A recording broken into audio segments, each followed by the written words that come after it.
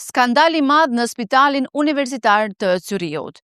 Në udhëheqjen e një kirurgu italian vdiqën mbi 70 pacient. Gjatë drejtimit nga mjeku italian Francesco Maisano, dyshohet se pacientët janë vënë në rrezik, ndërsa implantet të zhvilluara prej tij janë përdorur pa transparencë të plotë. Raporti prej 216 faqesh zbulon një realitet rënditës. Nga mira operacione, mbi 70 pacient mund të kishin mbijetuar në kushte normale. Janë evidentuar raste vdekjesh të papritura dhe të tjera që konsiderohen të shmangshme, madje disa ndërhyrje me implante rezultuan të papërshtatshme, ku operacionet tradicionale do të kishin qenë më të sigurta. E si pasojë, 10 raste janë dërguar në prokurori për hetime të mëtejshme.